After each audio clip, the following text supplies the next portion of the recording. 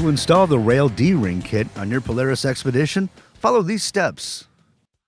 Start by parking the vehicle on a flat level surface. Ensure it is in park and remove the key. Then loosely assemble the clamp, wing screw, and T-nut.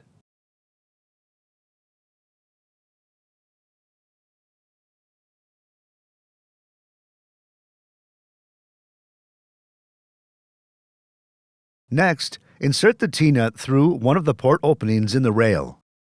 Slide the clamp assembly to the desired location on the rail.